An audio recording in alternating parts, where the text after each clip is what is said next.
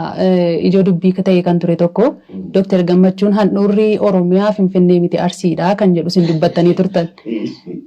Oromoon handhuurri Oromiyaa Finfinneetti beeka isin immoo akkas jettan kamtu dhugaadha? Maal jettu beesa kan? Waan dinqiidha. Namni kun xinnoodha sammuun nama warra poolitikaa yaadduu kun sammuu xinnoo qabdi. Maal qaba?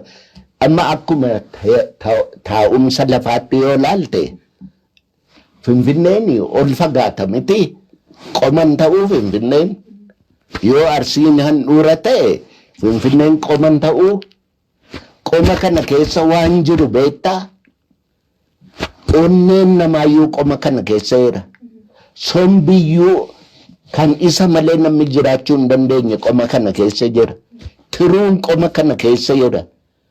Maal qabanna kun waanuma guddaa ta'eetu Arsiitti falmuu barbaadu maal qaba Arsii yoo handhuura ta'e waan guddaadha handhuurri. Dhugaansaa garuu isa kamii Dooktar?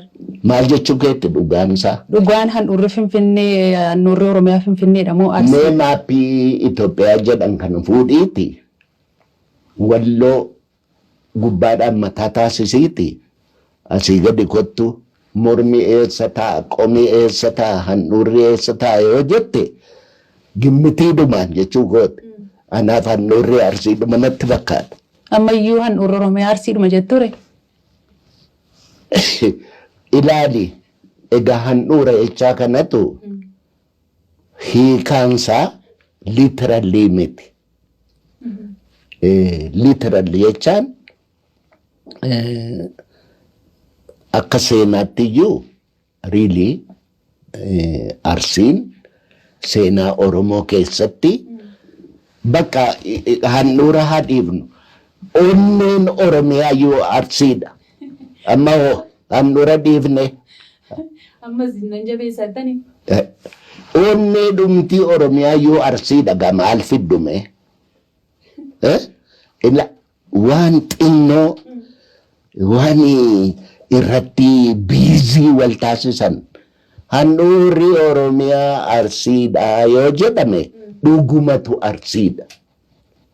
Kana immoo beekuudhaa fi seenaa beekuu barbaachisa.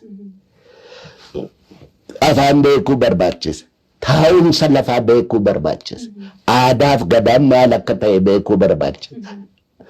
Kana immoo guyyaa tokkotti intarviiyuu tokkoon waan warratti raatuu haraamuu waan hin beekne haasoftu kanatti qulqulleessuun nama rakkisa. Inna handhuurri Oromiyaa Finfinneedhaa yoo jedhan haa ta'u Finfinneen handhuura Oromiyaa miti namni jedha hin jiru. Arsiinoo handhuura Oromiyaatti yoo jedhe maal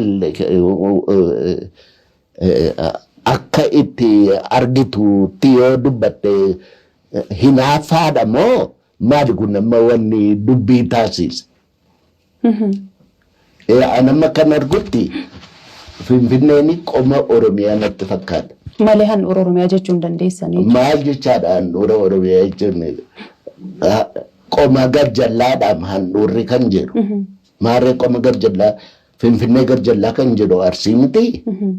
Maarree handhuura Oromiyaa ta'e cubbuu maalii qaba kun? Kanaafuu yeroo fudhatanii aadaa qoratanii handhuura Oromiyaa akka Arsii ta'anii mirkaneeffatu jechuudha. Eekaa seenaadhumaanuu waan baay'een Arsii irratti ta'e. Kanaaf akka amma Utaawaayuu gadaan kan Utaawaayuu kan kaleessa badee bar eegaa biyya balleessanii booddee lolee amma dhumaatti lolee kan cabeyyuu innaa Arsiin akka garbaatti haa gurguramu jedhamee kan itti awaajame iyyuu Arsiin. Soo yoo akka seenaattuu akka aadaattuu akka gadaattuu